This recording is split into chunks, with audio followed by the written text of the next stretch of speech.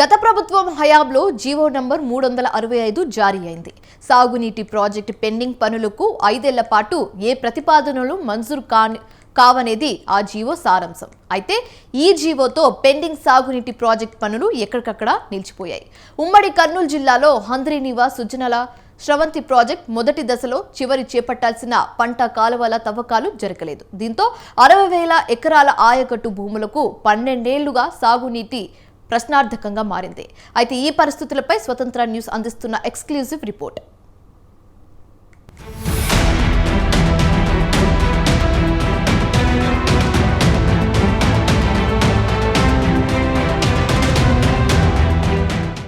గత వైసీపీ ప్రభుత్వ హయాంలో రాష్ట్రంలో నిర్మాణంలో ఉన్న ప్రాజెక్టులను ఎక్కడికక్కడ నిలిపివేస్తూ 365 జీవోను జారీ చేశారు. ఈ జీవో ఫలితంగా 2025 వరకు పనులు చేపట్టకూడదనేది సారాంశం. అయితే ఈ జీవో ఫలితంగా ఉమ్మడి కర్నూలు జిల్లాలో హంద్రీనీవా సుజల స్రవంతి ప్రాజెక్టు చివరి దశకు వచ్చిన పనులను నిలిపివేయడం వలన రైతులు ఏ విధంగా నష్టపోతున్నారు, ఎన్ని వేల ఎకరాల ఆయకట్టు ఏటా సాగునీటిని కోల్పోతున్నారు అన్న అంశాలను పరిశీలించే ప్రయత్నం చేద్దాం. ఉమ్మడి ఏపీలో 2005లో కాంగ్రెస్ ప్రభుత్వ హయాంలో హంద్రీనీవా సుజల స్రవంతి ప్రాజెక్టు చేపట్టారు.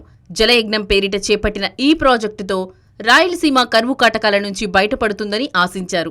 ఆయా జిల్లాల్లో తాగు, సాగునీటిని అందించాలన్న లక్ష్యంతో ఈ ప్రాజెక్టు చేపట్టారు.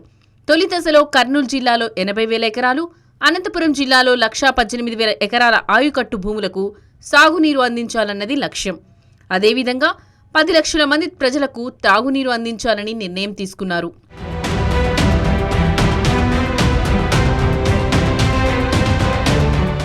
శ్రీశైలం ప్రాజెక్టుకు వరద ప్రవాహం ఉన్న సమయంలో 14 టీఎంసీల నీటిని 8 పంపింగ్ స్టేషన్ల ద్వారా కాల్వకు ఎత్తిపోసి ఆయుకట్టు భూములకు సాగునీరు ఇవ్వాలని లక్ష్య నిర్దేశం చేసుకున్నారు. పగిడ్యాల మండలం మల్యాల నుంచి అనంతపురం జిల్లా జీడిపల్లె వరకు 216 మీటర్ల మేర ప్రధాన కాలువ ఏర్పాటు చేశారు. ఒక్కొక్క పంపింగ్ స్టేషన్లో 8 పంపులు, 12 మోటార్లు ఏర్పాటు చేసి 8 పంపింగ్ స్టేషన్ల ద్వారా నీటిని ప్రధాన కాల్వకు ఎత్తిపోయడానికి నిర్ణయించారు.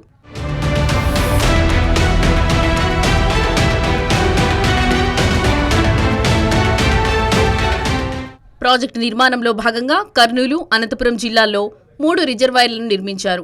కర్నూలు జిల్లా కృష్ణగిరి సమీపంలో 0.161 టీఎంసీ నీటిని నిల్వ సామర్థ్యంతో జలాశయం, పత్తికొండ పందికొన గ్రామ సమీపంలో 1.126 టీఎంసీ నీటి నిల్వ సామర్థ్యంతో మరొకటి, అనంతపురం జిల్లా జీడిపల్లె వద్ద 1.694 టీఎంసీ సామర్థ్యంతో మూడోది, ఇలా మొత్తం 3 జలాశయాలు నిర్మించారు.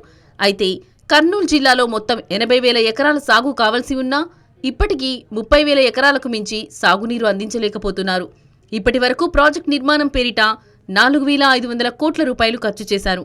2012లో ప్రాజెక్టు ప్రారంభించిన నాటి నుంచి కాల్వకు నీటిని ఎత్తిపోసినందుకు విద్యుత్ బిల్లుల రూపంలో మరో 2,300 కోట్ల రూపాయలు, మొత్తం 6,500 కోట్ల రూపాయలు ఖర్చు చేశారు.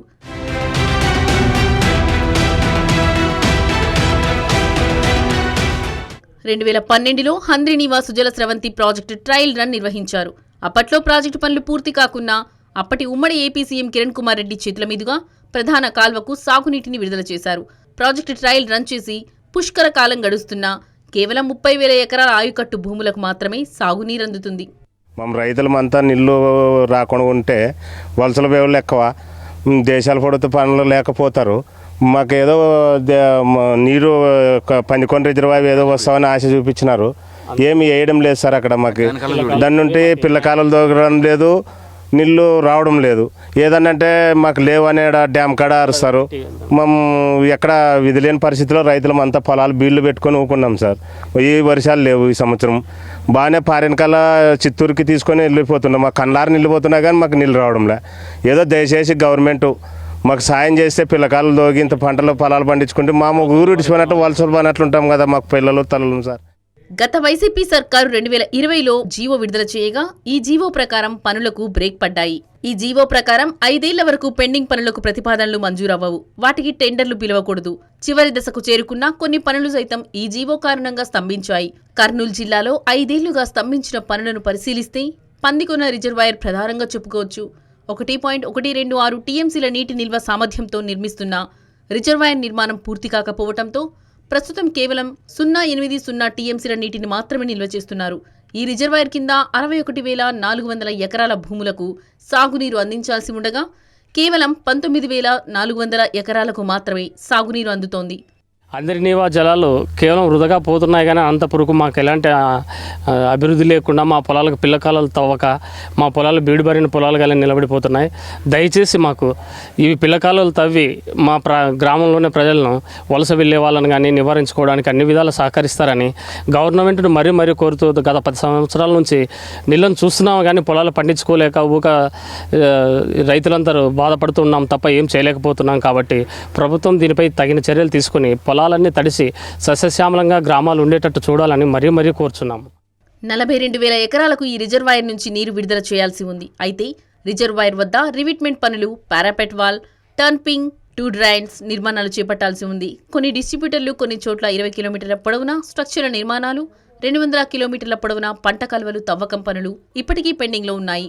కుడి ఎడమ కాల్వల కింద 42,000 ఎకరాలు సాగు కావాల్సిన భూములకు సాగునీటిని అందించే పనులు గత 5 ఏళ్లుగా నిలిచిపోయాయి. ఆలూరు, దేవనకొండ పరిధిలోని 14 గ్రామాలతో పాటు ఎమ్మిగనూరు నియోజకవర్గ పరిధిలోని మరో 5 గ్రామాలలో సాగునీరు అందించే పనులు నిలిచిపోయాయి. ఆలూరు, ఎమ్మిగనూరు, పత్తికొండ ఎమ్మెల్యేలు చొరవ చూపి పెండింగ్ పనులను పూర్తి చేసే చర్యలు చేపట్టాలని పలువురు కోరుతున్నారు. గత ప్రభుత్వం నిలిపివేసిన పనులను తక్షణమే చేపట్టి ఆయకట్టు భూములకు సాగునీరు అందేలాగా చొరవ చూపాలని పలువురు రైతులు ప్రభుత్వాన్ని డిమాండ్ చేస్తున్నారు. కెమెరా పర్సన్ బాబుతో శ్రీనివాస్, స్వతంత్ర న్యూస్, కర్నూలు.